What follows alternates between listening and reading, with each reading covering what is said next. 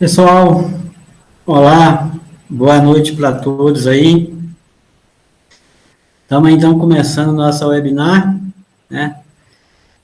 Primeiro agradecer aí a todos aí, né, que tiraram esse tempo para participar com a gente, né?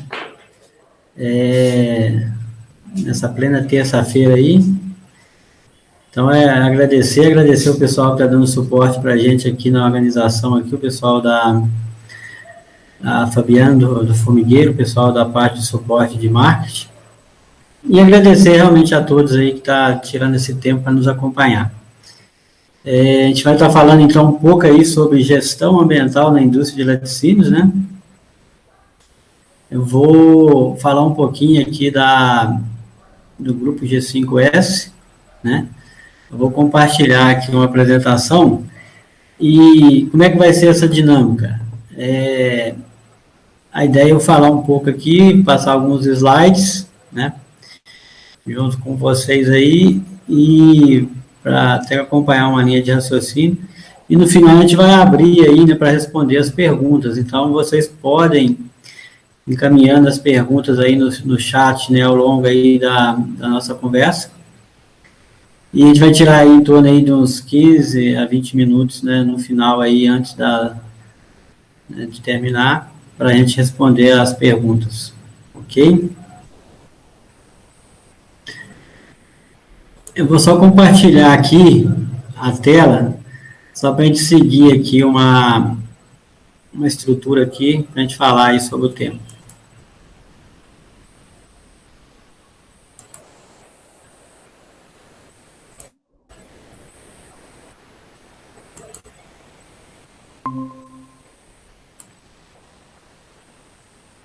Bom, então, só me apresentando melhor aí, né, eu sou Danilo Silva, eu sou formado em Engenharia de Alimentos aqui pela UFV, tenho doutorado em Ciência e Biologia de Alimentos, com foco em Gestão Ambiental da Agroindústria.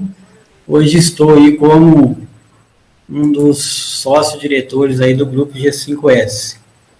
E a gente vai estar tratando aqui exatamente do tema, né, gestão ambiental na indústria de laticínios com foco em resultados. Só que eu queria falar um minuto aqui com vocês, né, eu tenho certeza que muitos aí já conhecem, né, um pouco da nossa história, da gestão láctea, agora o grupo G5S, mas para aqueles, às vezes, que estão tendo contato pela primeira vez com a gente aí, falar só um minuto aqui para a gente entrar depois no tema principal.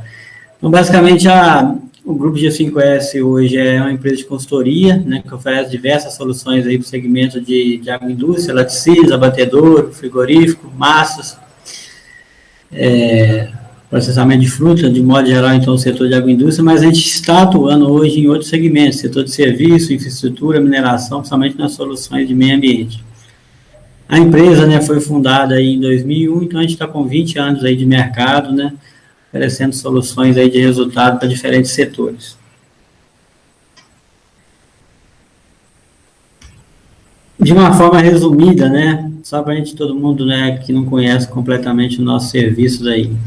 A gente atua hoje em 4 grandes soluções, né, soluções macro, que é a parte de gestão para resultado, focado muito em melhoria de resultado das empresas, gestão de custos, gestão financeira, gestão da receita, fluxo de caixa, a parte de gestão da qualidade, que envolve diferentes ferramentas aí aplicadas ao setor de alimentos, os autocontrole, BPF, PPCC, os projetos de agroindústria, que está focado na elaboração dos projetos de fábricas, uma ampliação, né, novos projetos, novas fábricas, aprovação dos órgãos de inspeção, projeto executivo, e a gestão ambiental, que é nosso tema hoje, que dentro da gestão ambiental a gente tem diferentes soluções também, né? Gestão ambiental focada em melhoria de processo, mas a parte de licenciamento e projetos de tratamento de resíduo, né? Então, basicamente são essas soluções. Falando agora especificamente do tema, né, gestão ambiental na indústria de laticínios, como, né, é possível aí fazer, então, gestão ambiental, né, atendendo a legislação e, ao mesmo tempo, né, obter ganho financeiro. Então, nosso propósito propósito aqui hoje, até o final, né, dessa apresentação, desse bate-papo com vocês, a gente conseguir demonstrar que isso é possível, né, e como fazer isso. Bom, então, um dos pontos principais aqui, né, qual que é a importância do controle ambiental, né, e focado no tema hoje, né, qual que é a importância de fazer a gestão ambiental? Primeiro que é uma obrigação, a legislação ambiental exige, né, então as empresas têm que cumprir. E, por outro lado, é um fator decisivo de competitividade, né. Hoje, a gente tem situações de algumas empresas que esse custo, né, ambiental em relação ao litro de leite processado pode chegar até 3 centavos, que é extremamente relevante num setor que tem baixas margens. Temos também a questão de acesso a novos mercados, né, cada vez mais exigente e preocupado com essa questão de sustentabilidade e uso racional dos recursos. Em muitas situações, nessas empresas aí, o setor lácteo vai passar por auditorias, né, que vão avaliar os aspectos ambientais antes, né, de ser credenciado como fornecedor de determinados, né, grupos de consumidores e mercados. Acesso ao crédito, né, isso já acontece há bastante tempo. Qualquer empresa hoje que ela tem interesse em acessar recursos, né, de diferentes fontes de financiamento, os bancos, ela precisa de estar em dia com as questões ambientais. E a parte de novo conceito de qualidade também, que hoje a questão de qualidade ela vai muito além da característica intrínseca do produto, mas está muito relacionado à sustentabilidade do produto, o ciclo de vida do produto, né, o uso racional dos recursos, a sustentabilidade da empresa como um todo. Então, isso já é uma exigência do mercado. Bom, quais são, então, as alternativas para fazer o controle ambiental, né? Nós temos aí o chamado controle final de tubo, que é um método mais tradicional. Basicamente, ele está focado em tratar os resíduos e, após a sua geração, né,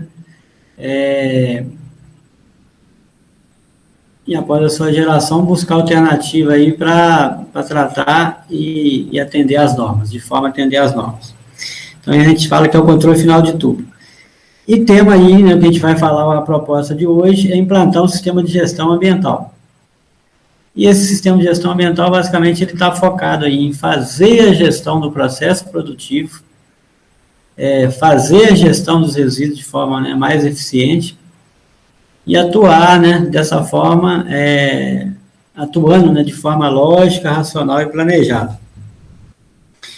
Então, basicamente, quando a gente fala em atuar de forma lógica, né, e planejada, é fácil a gente entender isso, né? Se a gente pegar um processo produtivo e a gente não preocupar com a eficiência dele, com certeza a gente vai estar gerando mais resíduo. Então, quando a gente fala em atuar de forma planejada, é buscar alternativa, né, de forma planejada e racional, é buscar alternativas que a gente vai tornar esse processo mais eficiente em termos de rendimento, em termos de redução de perda, de consumo de recursos naturais, né? Isso, consequentemente, vai gerar um grande impacto na questão do custo ambiental da empresa e a questão até de redução do custo do processo. Então, nesse sentido aí, são alguns pontos que é fundamental a gente entender, né? São basicamente os princípios de um sistema de gestão ambiental. Então, o sistema de gestão ambiental ele está focado em alguns princípios aí, sendo eles, né, o principal, a prevenção. Então, o que seria a prevenção? A gente vai olhar para o processo, uma visão, né, sistêmica, e identificar todas as possíveis alternativas para evitar a geração de um determinado resíduo, ou então minimizar ao máximo essa geração do resíduo. Na sequência, a gente não vai conseguir eliminar 100% da geração de resíduo, a gente vai buscar alternativa de reciclagem e reuso, que basicamente tem o princípio de retornar com esse resíduo para o ciclo econômico, né? Então, esses são os dois princípios, né, principais, que é o foco do sistema de gestão ambiental. E isso exige uma atuação consciente, que é um dos maiores desafios hoje das empresas, né? E quando a gente fala de uma atuação consciente, ela demanda de uma responsabilidade coletiva, de uma mudança de cultura, de uma definição de uma política, né, da empresa relacionada à questão de sustentabilidade, relacionada à questão de gestão ambiental. E temos aí também os princípios de tratamento de exposição final adequada e ações corretivas, que basicamente está relacionado a atender as obrigações do órgão ambiental, atender as exigências da legislação. Então, os princípios, né, principais aí do sistema de gestão ambiental é prevenção, reciclagem e reuso. E hoje, gente, né, eu estou falando um pouco aqui só para todo mundo entender um pouco mais dos conceitos, né, o que são as premissas de um sistema de gestão ambiental. Depois a gente vai citar, né, uns exemplos um pouco mais já direcionados, alguns cases, mas é importante a gente entender um pouco essa parte conceitual. E um conceito hoje muito forte, né, está relacionado ao chamado sistema de gestão ambiental integrado, que basicamente ele integra aí a questão do sistema de gestão da qualidade, sistema de gestão ambiental, gestão da segurança e saúde ocupacional e gestão da responsabilidade social. Na verdade, não dá para falar em sistema de gestão ambiental sem falar em sistema de gestão, né, da qualidade, que você vai atuar a nível de processo, de eficiência de processo, e ao mesmo tempo, se a empresa não tem um sistema de gestão da qualidade, dificilmente ela vai conseguir implantar um sistema de gestão ambiental. Você vai ter muito problema de reprocesso, retrabalho, produto fora das especificações, então está extremamente, né, ligado à gestão da qualidade e gestão ambiental. E hoje está muito em alta, né, é o conceito aí de ESG, né, que traduzindo aí do inglês, né, está relacionado às melhores práticas ambientais, sociais e de governança. Isso está até muito em alta hoje no mercado, né? Principalmente quando a gente vai para o mercado aí de ações, investidores, é um dos conceitos que está sendo muito falado, né, para avaliar uma empresa, né, se ela é uma empresa sustentável, se ela é uma empresa de potencial, uma boa empresa para se investir. Que, na verdade, está juntando aí, né, toda essa questão de sustentabilidade, a questão social, porque não dá para falar em sustentabilidade se você não tiver uma equipe capacitada, porque isso envolve uma mudança de cultura, falar em gestão ambiental, falar em sustentabilidade. E a questão de governança é a base também de toda empresa, né, a maturidade gerencial da empresa. Então, qualquer empresa hoje, para a gente falar que ela é sustentável, ela tem que ser viável tecnicamente, economicamente, ambientalmente, né, socialmente. E então esse novo conceito aí de ESG está fundamentado nesse tripé aí de sustentabilidade ambiental, social e governança, que vai garantir, né, que isso funcione e que essa empresa também seja tecnicamente e economicamente sustentável. Bom, só para a gente entender um pouquinho, né, quais são as diferenças, então, de fazer controle ambiental e realmente fazer, né, gestão ambiental na indústria.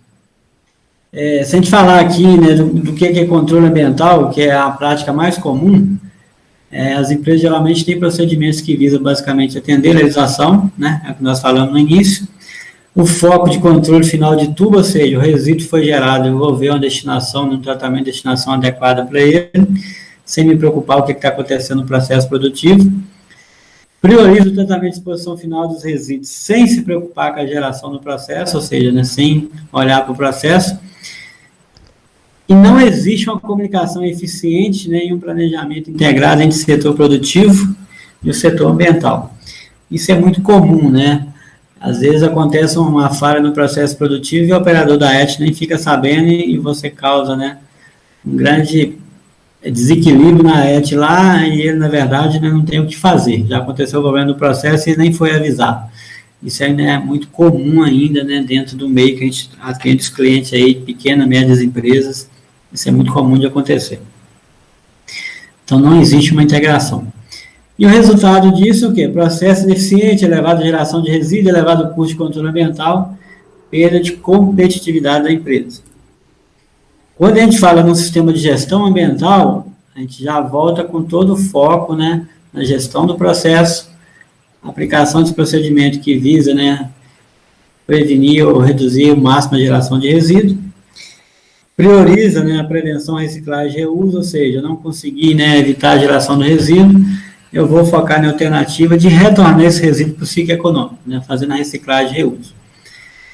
E o principal ponto aí é a integração máxima entre o setor produtivo e o setor ambiental, né, a chamada responsabilidade coletiva, e esse é o maior desafio em fazer gestão ambiental, que isso envolve mudança de cultura da empresa, né? Isso é um processo lento, trabalhado dia a dia e depende de uma definição de uma política clara da empresa em relação ao tema.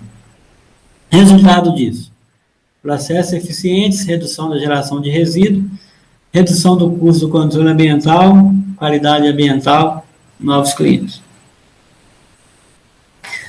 Bom, para ficar mais fácil, né, para todo mundo entender qual que realmente é o custo ambiental de uma empresa, né, e a gente conseguir, né, exemplificar melhor a vantagem de fazer, né, o controle do processo, a gestão do processo, e o que isso vai implicar no custo ambiental, tem esse diagrama aí. Então, basicamente, para todo o processo, a gente vai ter, né, as etapas do processo, que vai ser as entradas desse processo.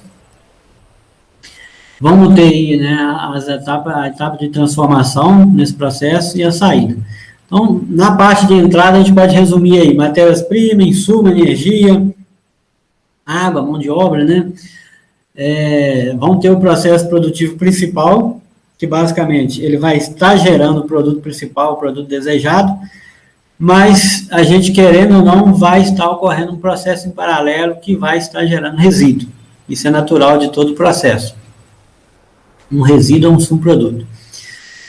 Bom, o que seria, então, o custo ambiental? A gente pode considerar que qualquer perda que a gente tem de matéria-prima, insumo, energia, água, né, você já pagou por isso, e se você perde, ela vai se transformar num resíduo.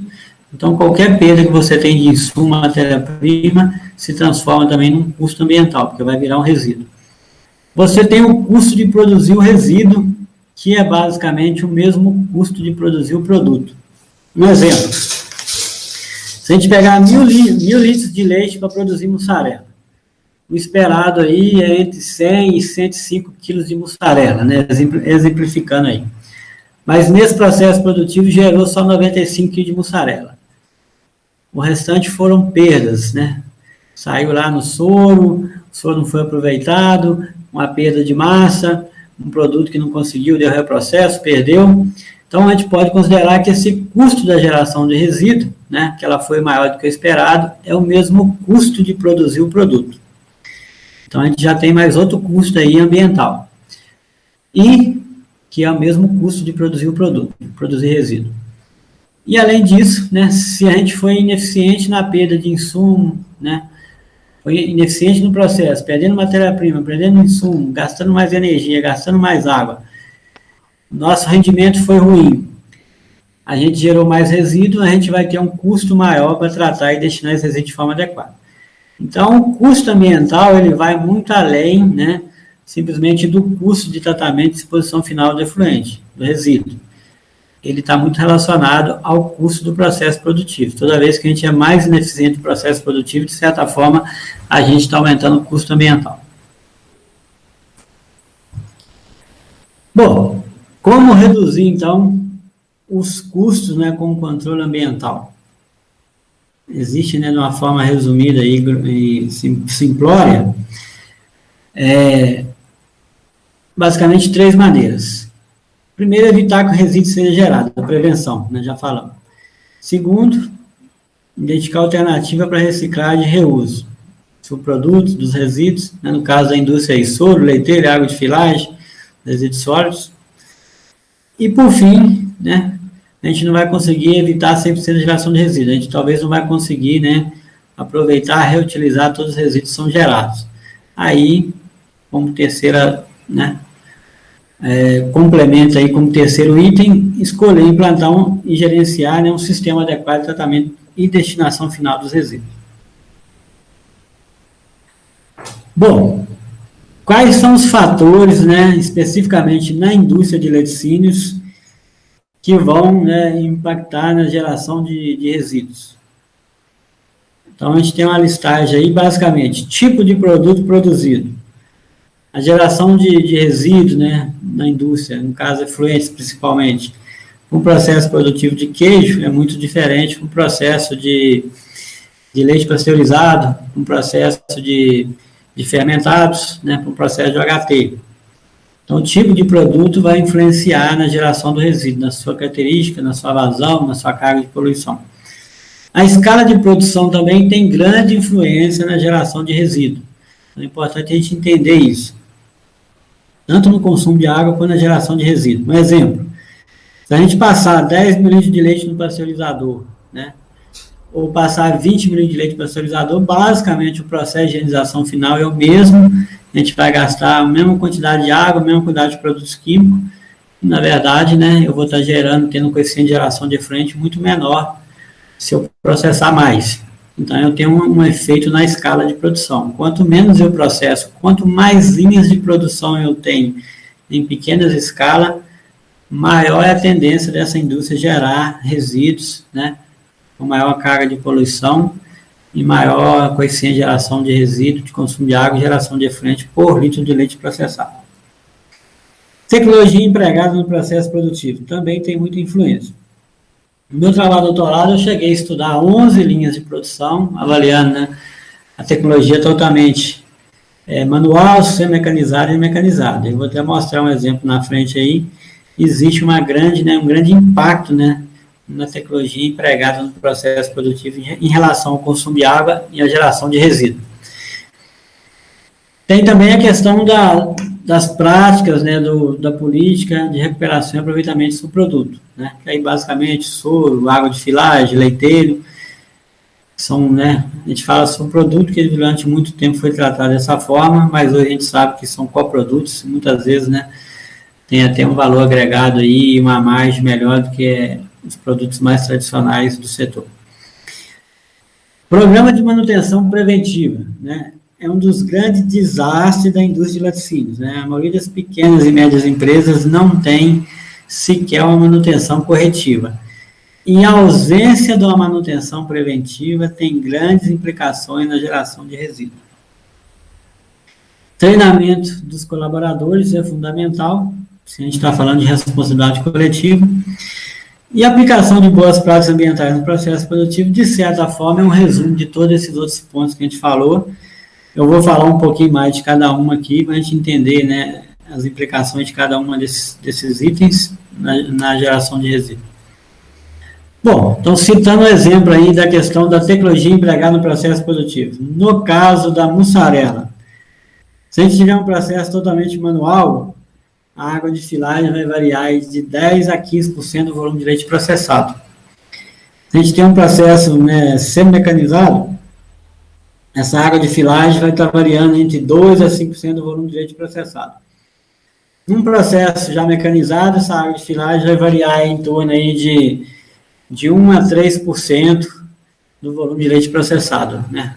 O volume de água de filagem gerada nesse processo. Num processo automatizado ou feito numa concepção aí direto com vapor, você pode até zerar esse resíduo aí, ou esse subproduto. Dá um exemplo aí, né, de uma foto ilustrando. A gente encontra ainda essa realidade, né, num processo totalmente manual, feito uma filagem numa caixa, né, e um processo já um pouco mais mecanizado, que é num monobloco aí. A gente está falando da geração de efluente, né, por batelada aí, cada batelada que faz, você tem que trocar essa água, que ela vai esfriar, para colocar outra massa. Isso vai ser aí um volume em torno de 15% do volume de leite processado em mussarela, enquanto no processo aqui mecanizado, você vai ter um volume de 1% a 3% e vai poder, inclusive, pelo menos, né, coletar essa água aí e tirar a sua gordura desidratada. Bom, citando um exemplo aqui no balanço, né, um balanço de massa aqui, no caso da linha de produção de mussarela. A gente pegar um balanço aí para processamento de 1.000 litros de leite. Então, resumindo aqui, principais etapas que vão consumir água e gerar resíduo, gerar efluente. Pasteurização, né? A gente tem consumo de água, de vapor. O corte, aquecimento, mexedura, né? Nós vamos ter aí também a questão de vapor. A dessolagem pode ou não gerar resíduo da forma que ela for feita. Descanso e fermentação da massa também pode ou não gerar resíduo. A filagem e a enformagem, né? É uma fonte de geração de resíduo, uma etapa. E a salga secagem também, ela pode ou não gerar resíduo, né? De modo geral, ela gera efluente, gera resíduo. Então, dentro dessa avaliação aí, pegando esse balanço, se a gente pegar uma empresa que aplica todas as possíveis práticas de gestão ambiental para minimizar a geração de resíduo, comparado com uma empresa que não tem qualquer prática, qualquer preocupação na geração de resíduo, nós vamos ter aí os extremos.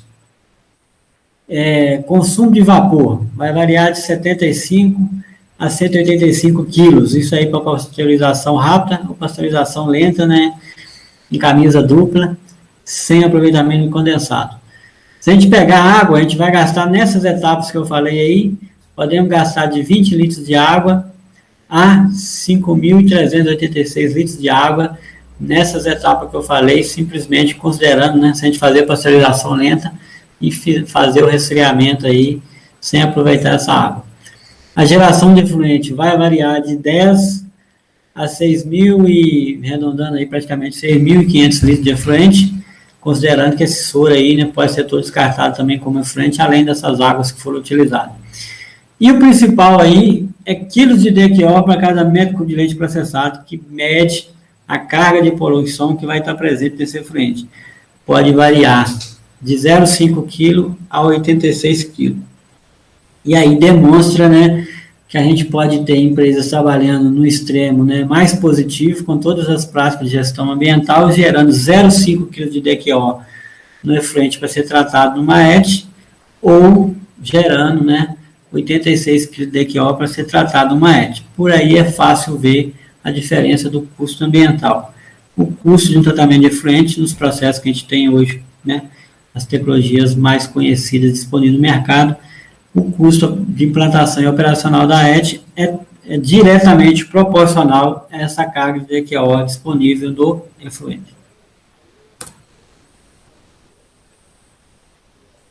Bom, seguindo aqui, citando mais exemplos da influência da tecnologia, podemos citar aí, produção da massa de requeijão, né, pela coagulação ácida. O que nós temos aí? Dificuldade de aproveitamento do soro. O que vai fazer com o soro?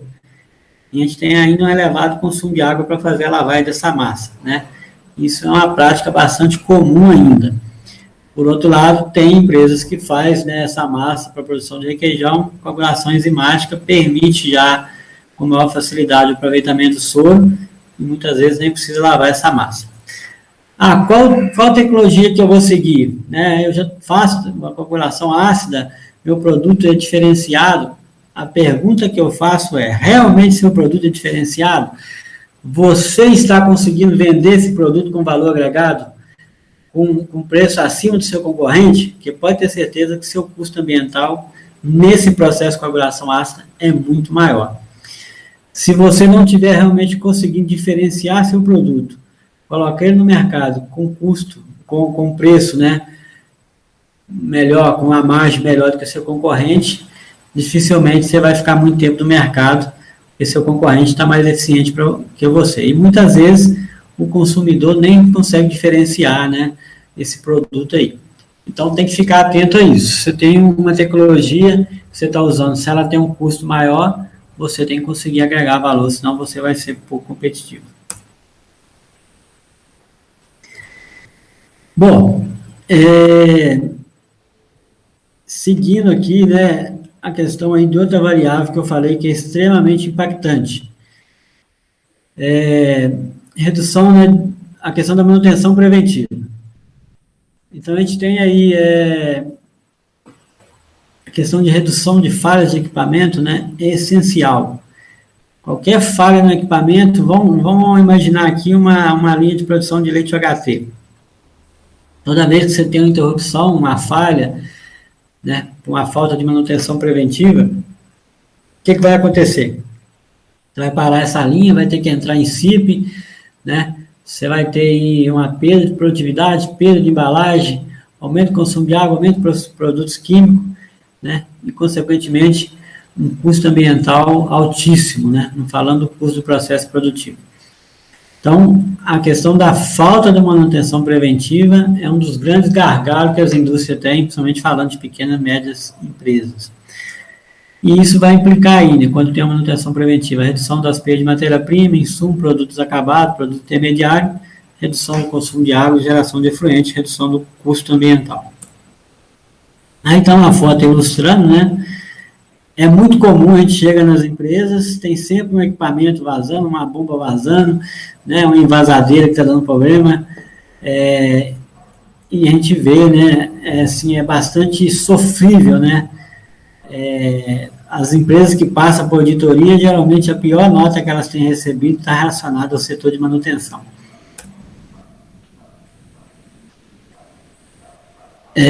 Aplicação aí das boas práticas no processo produtivo, né? As boas práticas ambientais. Então, além de estar relacionado a todas essas variáveis que a gente já falou, tem algumas aqui, né? Algumas outras variáveis que são extremamente importantes. A padronização dos processos produtivos e dos procedimentos de higienização. É outro ponto que as empresas, às vezes, têm muita deficiência.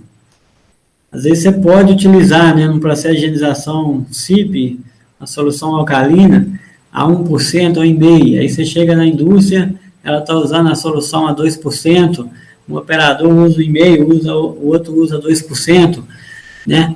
Ela às vezes faz alguma prática de reuso, mas isso não está padronizado, não tem uma análise da concentração para fazer a correção. Os processos de higienização de modo geral, dos enxágues, os tempos não são padronizados, né? O operador um faz de um jeito, outro faz de outro, então isso é muito comum. Reuso, né, dessas soluções CIP aí, reuso das águas de enxágue, são práticas, né, que são hoje viáveis, né, que muitas empresas já estão aplicando, né, com segurança, mas tem muitas empresas que ainda não fazem, têm medo, ou por falta mesmo de ter essa preocupação ambiental. Reuso de condensado, né, que são outras práticas importantes. A limpeza a seco dos equipamentos é fundamental também. Tanto, né, acabou de produzir, antes de entrar com a limpeza com água, fazer uma limpeza a seco, né, para evitar que a matéria orgânica, o produto químico, né, seja misturado com a água, e separar isso lá na estação também de frente fica muito mais difícil. Além de reduzir a carga, vai facilitar, né, a continuidade do trabalho de higienização. E a utilização de mangueiras, com registro na ponta, sistema de alta pressão, baixa vazão, né? Então, você tem aí uma série de procedimentos que são considerados boas práticas ambientais. Bom, e uma das variáveis, né, fundamentais para tudo isso funcionar, como nós já citamos, são os colaboradores. Conscientização, treinamento, motivação, mudança de comportamento. Então, para a gente falar em sistema de gestão ambiental, a gente precisa de trabalhar a questão dos colaboradores, trabalhar a responsabilidade coletiva, e esse é o maior desafio, porque isso envolve uma mudança de cultura da empresa. Aí está um exemplo aí, né? Às vezes a gente chega na indústria, vai fazer um trabalho de gestão ambiental, é que você vai para o processo, né? A quantidade de perda que tem de matéria-prima, de insumo, né? É enorme, é alguma coisa assustadora. Bom, então, diante de tudo que a gente falou, como realmente implantar um sistema de gestão ambiental na indústria, né? Qual que é o passo a passo, o que deve ser feito? Primeira coisa, comprometimento da direção da empresa. Então, já citei isso aqui algumas vezes, né? Mas é impossível, né, uma empresa ter sucesso na implantação do sistema de gestão ambiental se isso não partir da direção da empresa, se não for, né, uma política da empresa, se isso não for disseminado para todos os colaboradores, que realmente a empresa tem uma política e aquilo está partindo, né, da diretoria, que vai dar, inclusive, o suporte necessário para que o sistema seja implantado e tenha realmente resultado. Então, isso é a base. É muito comum, às vezes, a gente chegar, né, numa empresa ou começar um trabalho que a gente deixa isso muito claro, mas, de repente, os colaboradores viram para você, vem lá o moço do meio ambiente. Está tudo errado, né? Na verdade, o consultor não é moço do meio ambiente, né? O meio ambiente tem que estar implantado essa cultura na empresa. A gente é apenas um facilitador, mas se a empresa não definir isso como uma política, não vai funcionar. Bom, definição de uma equipe, realmente precisa de definir responsabilidades e multiplicadores, né? Todos são responsáveis, mas vai ter aquela equipe que vai estar mobilizada para aquelas ações, né? O programa ser implementado e disseminado. Fazer um diagnóstico da situação ambiental da empresa para ter um ponto de partida, exatamente, né? Qual é a situação ambiental, o desempenho ambiental da empresa naquele momento, para conseguir estabelecer, né, identificar as oportunidades e estabelecer, inclusive, né, qual serão, né, as metas de melhoria. Analisar os dados levantados, definir os indicadores e metas. Então, para cada empresa, para cada processo produtivo, tem que ser definido quais são os principais indicadores que vão medir de forma mais adequada a eficiência daquele processo. Elaborar um plano de ação, né, a partir da definição desses indicadores. Agora, é fundamental quando a gente fala, né, definir indicadores e metas, primeira coisa, né, já tem uma frase aí famosa, não se gerencia aquilo que não se mede, né? Então, primeira coisa é se estabelecer metodologias consistentes que vão permitir realmente, né, a coleta de dados que vão ser representativos, porque quando a gente faz, né, uma coleta de dados que ele é representativo, ele permite, né, uma fotografia do processo. Vou citar um exemplo. A coleta de efluente na indústria de laticínios, né, uma amostragem. Se a gente fizer uma amostragem simples, ou seja, chegar lá pontualmente na entrada da ET, coletar uma amostra de efluente, ela não quer dizer nada. A gente sabe que a gente tem grandes variações no processo produtivo, uma hora você está descartando uma solução alcalina, outra hora uma solução ácida, uma hora você tem, né, um enxágue, outra hora você tem, às vezes, algum, né, processo que está perdendo um pouco do seu produto. Então, existe uma variação muito grande na característica do efluente da indústria de laticínios. Se tiver uma coleta pontual, ele não é representativo. Então, uma coleta de efluente da indústria de laticínios tem que ser composta, geralmente a gente faz ela a cada 15 minutos, a cada meia hora, proporcional à vazão de chegada de efluente, né, na saída da indústria, na entrada da ET. Aí sim, fez essa amostragem durante todo um ciclo de produção. A indústria funciona 12 horas, funciona 16 horas, essa amostragem tinha que ocorrer durante todo esse período. Aí essa amostragem realmente vai ser uma fotografia do processo. Então, para a gente gerenciar, a gente precisa de medir. Para a gente medir, a gente precisa de ter métodos que vão garantir dados confiáveis. Bom, coletamos as informações, identificamos, né, as oportunidades, elaborar um plano de ação para implementar essas oportunidades aí de melhoria. E avaliação contínua, que é exatamente implementar uma sistemática de acompanhamento dos indicadores e ver se os resultados estão sendo alcançados e identificando novas oportunidades. Bom, levantamento então da situação aí, que deve ser priorizado, né? Alguns exemplos: consumo de água, geração de efluente, né, identificar as principais operações aí de consumo de água, geração de efluente, definir os indicadores de desempenho, litro de água consumido por litro de leite processado, carga de DQO específica, né, quilo de DQO para cada metro cúbico de leite processado. Então, por que a gente, né, geralmente gosta muito desse indicador aí? A DQO, basicamente, ela vai medir a carga de poluição no efluente, né, produto químico, matéria orgânica. E quando a gente trabalha com essa carga específica, independe, se gastou mais água, às vezes você diluiu, né, aquela perda no processo em mais água. Se gastou menos água, mas você não reduziu a perda, você faz a análise de efluente, parece que está com a DQO mais alta, mas na verdade só está mais concentrado. Quando você calcula a DQO específica, na verdade você está medindo a eficiência do processo. Quantos quilos de DQO que está sendo gerado, quantos quilos de carga de poluição que está sendo gerado para cada metro cúbico de leite processado. Independe se gastou mais ou menos água. Bom, seguindo aí, né, na implantação do sistema, é importante trabalhar a conscientização de treinamentos colaboradores, já falamos, é fundamental, e implementar essas ações aí, que vão ser medidas de gerenciamento, padronização dos processos, monitoramento e avaliação dos indicadores, implantação das medidas de engenharia, adaptação de layout, substituição de equipamento, alteração de tecnologia, definição, né, de oportunidade de aproveitamento do produto, e como avaliar, né, a avaliação do programa e melhoria contínua, ou seja, como avaliar a implantação do sistema de gestão ambiental se realmente a gente está tendo resultados. Tudo, né, se baseia na definição dos indicadores, né, no início da implantação do sistema e fazer o acompanhamento desses indicadores e comparar, né, ao longo do programa, os indicadores, né, evoluíram, verificar se os objetivos e metas, né, foram alcançados ao longo da implementação do programa. Bom, para ficar um pouco mais claro aí para vocês, né, vou passar aqui de forma rápida 2 cases de sucesso, para vocês entenderem um pouco mais, né, como é que a gente faz esse diagnóstico, como é que define esses indicadores, né, como é que acompanha os indicadores e alguns resultados. Então, um exemplo aqui de uma indústria processando em torno aí de até 150 ml de leite por dia, né, o diagnóstico estava com a média de 130, né, pegando 2 turnos por dia. Então, a primeira coisa do diagnóstico, a gente tenta identificar as oportunidades, né, não só dos aspectos ambientais, mas relacionando isso com a oportunidade de ganhos financeiros.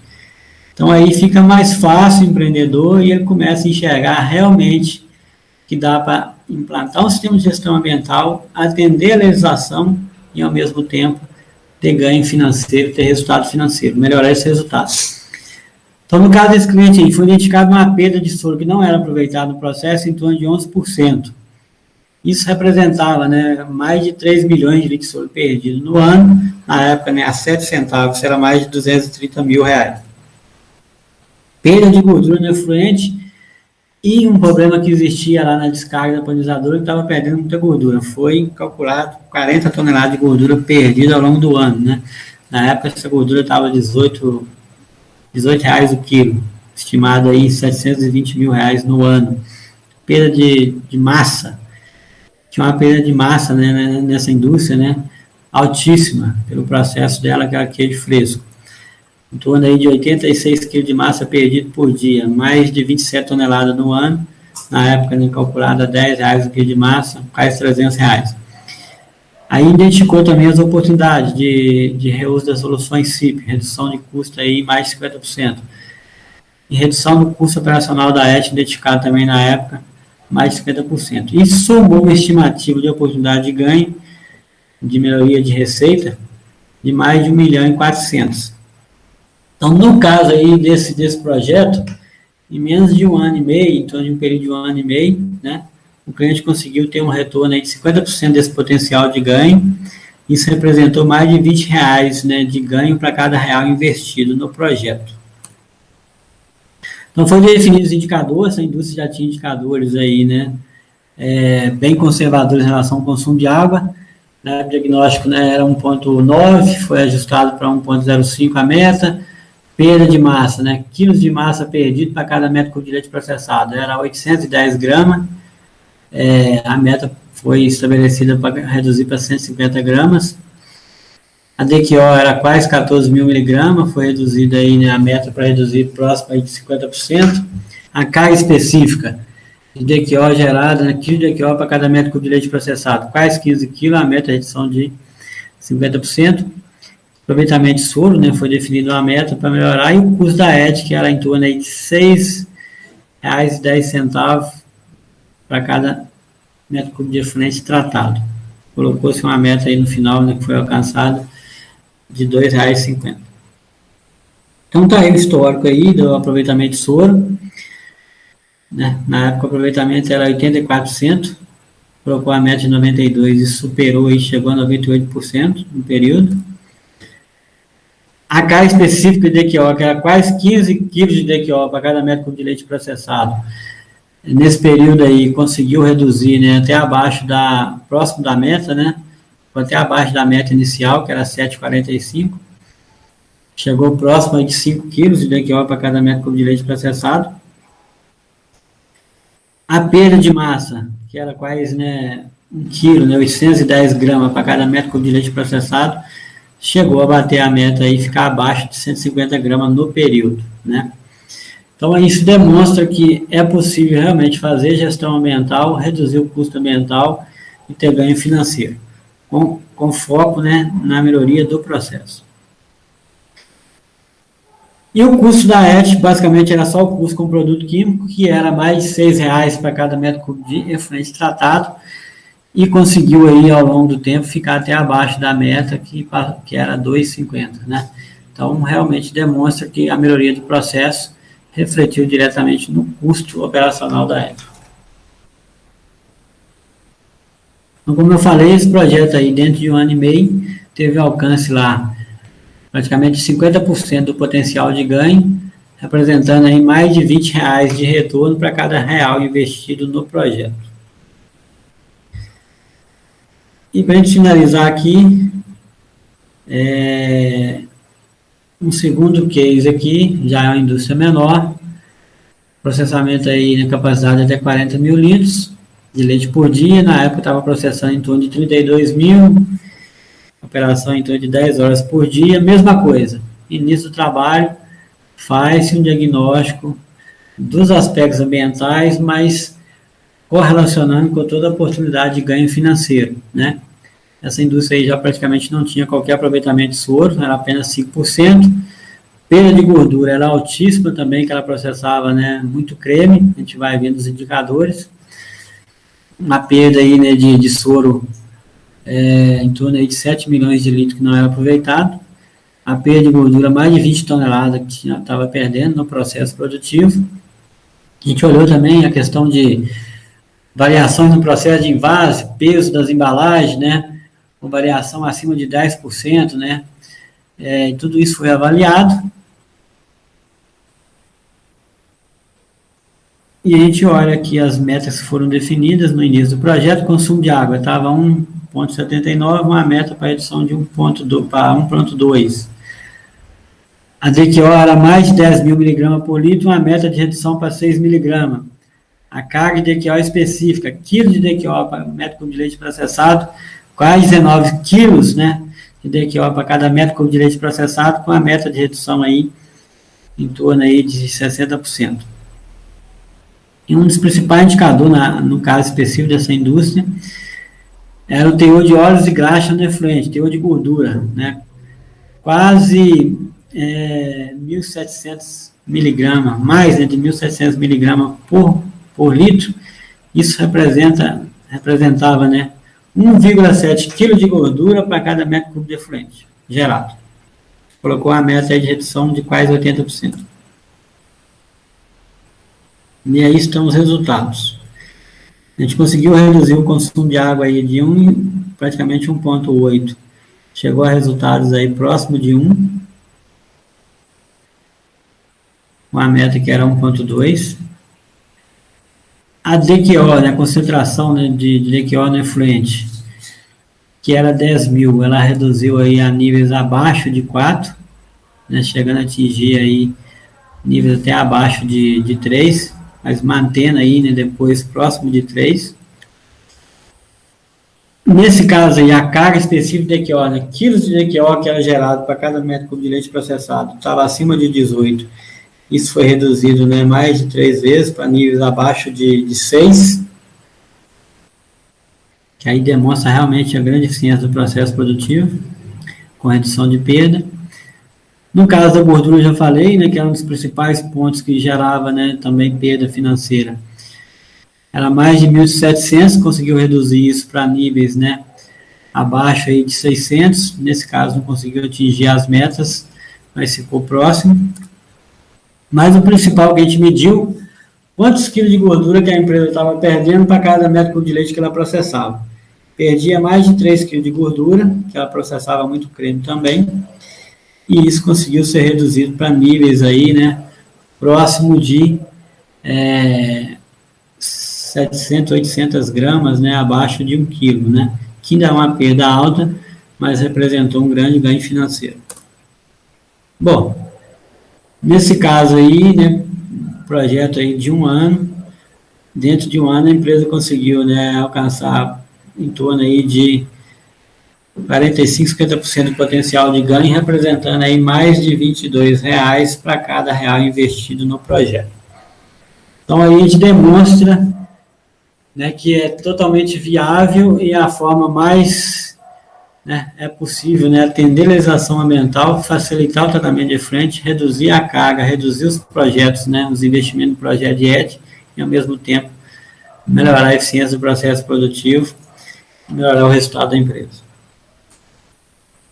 Bom, eu dei uma acelerada aqui, só eu falei até agora a gente vai, né, responder as perguntas de vocês aí. Tá meu contato aí na tela, né?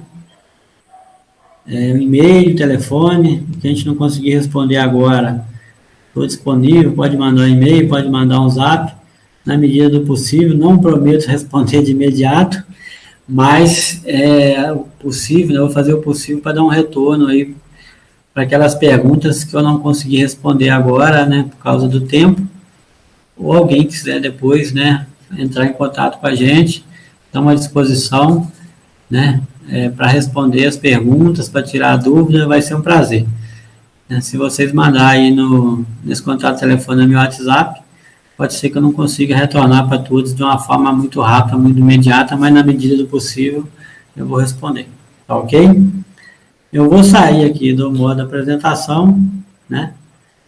E vou estar aqui agora vendo, né, as perguntas de vocês aí e respondendo elas.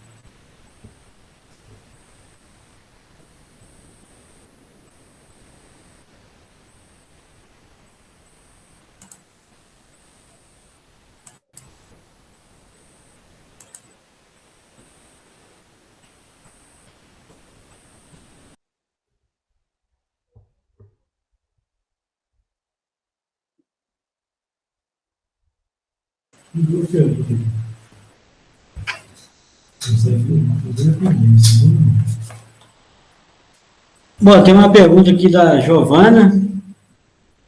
Ela faz a seguinte pergunta: tratar os resíduos na própria indústria é mais barato? Qual o custo para fazer isso? Tratar os resíduos na própria indústria é mais barato? Qual o custo para fazer isso? Bom, Giovana, eu não sei exatamente se eu entendi a sua pergunta, se ela está relacionada a você construir uma ET, né, para tratar o resíduo, ou se você terceirizar, né, esse serviço, ou seja, destinar o seu resíduo para uma outra empresa que vai ser responsável para tratar. Isso depende muito, né? Se você vai destinar ele para terceiros, eu não sei qual seria esse custo. Então, isso tem que ser avaliado caso a caso. Existem diferentes tecnologias de tratamento de resíduo, elas vão ter diferentes custos, e esses custos vão estar muito relacionados, né? A tecnologia que você vai estar adotando, se ela é mais compacta, se ela é menos compacta. Exemplo, um custo, né, de uma ET compacta, que envolve, né, um flotador, um processo físico-químico, um processo biológico compacto, é muito maior o custo operacional do que um sistema de lagoas, né? Um outro sistema muito comum aí, o sistema de fertirrigação que a gente implanta, tem um custo relativamente baixo de investimento de operação. Então, é difícil de responder sem saber, né, qual que seria o custo para você destinar esse resíduo, né? Mas, assim, de modo geral, ainda é uma prática mais comum a própria empresa tratar seu resíduo, né, na sua área industrial. Ainda é, de modo geral, a condição mais viável, considerando que ainda existe poucas empresas que fazem essa prestação de serviço de receber o seu resíduo e tratar ele. A gente tem exemplo, né, nós acabamos de avaliar agora de um cliente de São Paulo, que é a CETESB, a Sabesp, na verdade. A Sabesp, ela, né, ela ofereceu um serviço de receber o resíduo dele na rede, né, a rede de coleta de esgoto. Mas na hora que a gente foi ver o custo, ficava mais alto do que ele tratar o resíduo, né? Então, é um exemplo para você, mas cada caso é um caso.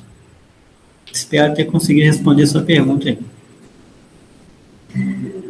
A outra pergunta: para onde começar para mudar a cultura da empresa e reduzir perdas e desperdício?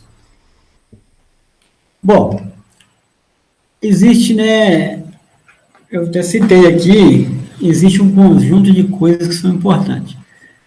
Mas a primeira coisa, a mudança realmente tem que partir da direção da empresa, né? Os colaboradores não vão mudar a postura se a direção da empresa não mudar, se não definir isso como uma política. Agora, isso pode ser estabelecido, a gente tem trabalhado em alguns clientes, né? E pode ser estabelecido quando a gente identifica várias oportunidades de ganhos financeiros com a melhoria do processo, e depende dos colaboradores, pode ser feito um trabalho, às vezes, de definir uma política de bonificação. Se as metas forem atingidas, né, os colaboradores também vão receber por parte desse ganho, por parte desse resultado que a empresa vai alcançar. Mas existem várias outras formas de motivar a equipe, né?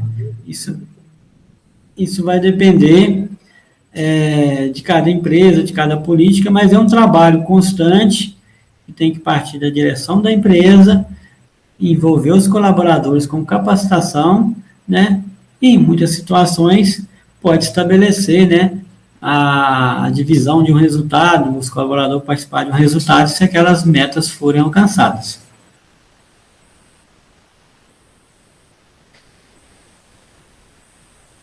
Uma outra pergunta aqui é do Maurício. Ele faz a seguinte pergunta: você teria alguma sugestão de tratamento de resíduo para pequenos laticínios? Maurício, é o seguinte, a gente, né, o grupo de G5S, a gestão láctea, a gente trabalha com diferentes tecnologias. Então, assim, não existe, né, uma receita pronta, qual que é a melhor solução. Se você estiver no meio rural, eu recomendo que seja feita a fertirrigação, que é uma forma, inclusive, né, de fazer esse aproveitamento, a reciclagem, o reuso do resíduo, da forma mais sustentável que eu conheço hoje, que é retornar ele, né, usando os critérios agronômicos, nutrientes ou contaminantes, estabelecendo, né, um plano de manejo. Você vai resolver o problema do resíduo e ainda trazer, né, maior eficiência produtiva para a propriedade, para a pastagem, para a capinheira, que seja para uma cultura, né, uma determinada cultura. Se você está na área urbana, aí vai depender da área que você tem disponível, né, para onde você vai ter que descartar esse resíduo, se é no corpo hídrico, se é na rede da Copasa, se é na rede de saneamento do município, né? Então, tem tecnologias mais compactas e a gente tem que levar em consideração, inclusive, né, custo de investimento inicial, custo operacional. Então, assim, a gente trabalha com processo ciscoquímico, flotador, trabalha só com processo biológico, tem um conjunto de variáveis que tem que ser levado em conta, né? Então, não dá para te responder, assim, de imediato, qual que é a solução mais adequada. Mas a gente tem as soluções preocupadas em realmente definir ela de acordo com a sua realidade, definir ela, inclusive, levando em consideração todo esse trabalho de melhoria de processo, fazendo um diagnóstico e te ajudando, né, ou apontando pelo menos as oportunidades que você tem de melhoria de processo para reduzir esse custo do tratamento de efluente. Tem uma outra pergunta aqui que é da Zamara. A Zamara faz a seguinte pergunta: o cientista em alimentos pode atuar nessa área? Zamara, com certeza, né? Eu sou, inclusive, minha formação, eu sou engenheiro de alimentos, né? Fiz mestrado e doutorado com especialização em gestão ambiental na agroindústria. E, na verdade, é essencial, quando a gente fala do sistema de gestão ambiental, que os princípios estão baseados na eficiência do processo produtivo, fazer a gestão do processo produtivo, a gente precisa de pessoas que conhecem do processo produtivo. Então, realmente, para falar no sistema de gestão ambiental, a gente só vai ter sucesso se envolver pessoas que conhecem, né, do processo produtivo, e no caso aí o cientista, né, o profissional formado em ciência, tecnologia de alimentos, ou engenharia de alimentos, ciência, tecnologia de laticínios ou áreas afins, é essencial que ele, né, participe dessa equipe para realmente ter sucesso na implantação do sistema de gestão ambiental, porque a gente vai trabalhar na melhoria do processo, tem que conhecer do processo.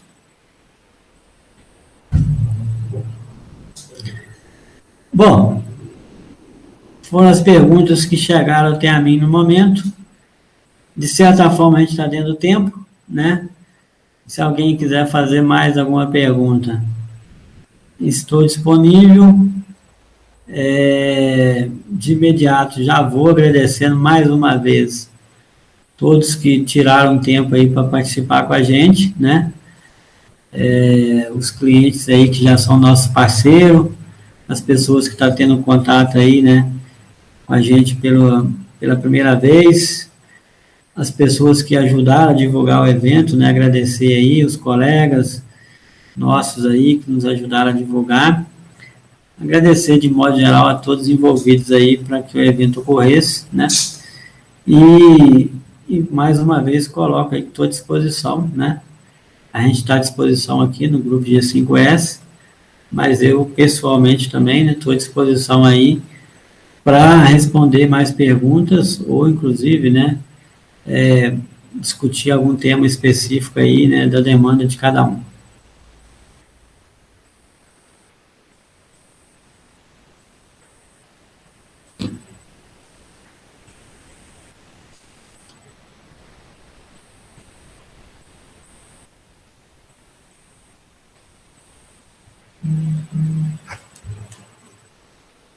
Vamos ver aqui se chegou mais alguma pergunta.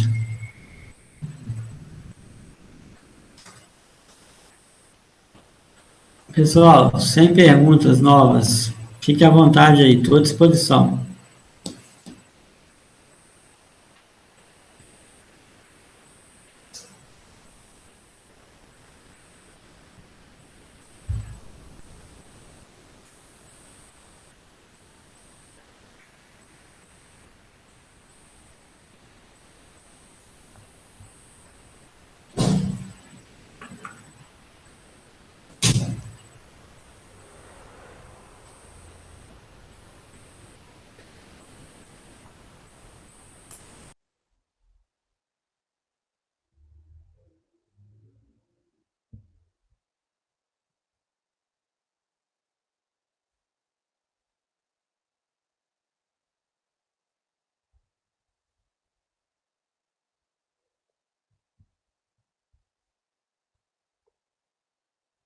Vamos lá, falar que tem mais uma pergunta aqui.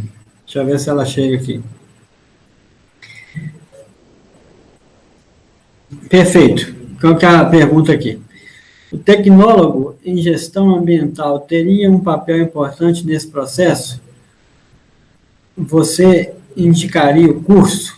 Tiago Balbino. Tiago, como eu respondi aqui já, essa questão ambiental ela é extremamente multidisciplinar. Então, acho que todo mundo tem um papel importante. E, logicamente, no profissional aí de tecnologia, né, o tecnólogo em meio ambiente, ele vai ter o domínio das tecnologias, né, das variáveis, de como, né, conhecimento da legislação, sistema de tratamento de efluente, de resíduo. Pode focar, às vezes, o curso, né, muito relacionado a essa questão de práticas de gestão. Então, com certeza, existe espaço para esse profissional atuar no mercado, não tenho dúvida disso, né? Agora, tudo está relacionado ao posicionamento e como esse profissional vai inserir no mercado, buscar conhecimento e a área, né, que ele vai direcionar o campo de atuação. Mas, com certeza, ele tem um papel importante aí. Bom, está meu contato aí na tela. Para quem quiser mandar depois o e-mail, esse último número aí que está aparecendo no meu celular, no contato de WhatsApp, estou à disposição também para responder. Na medida do possível, né, eu vou dar o retorno, mas podem me mandar, podem me ligar, estou à disposição. Bom, pessoal, acho que é isso. Eu vou encerrar, então, aqui a apresentação, né? Mais uma vez agradeço aí e nos colocamos aí à disposição.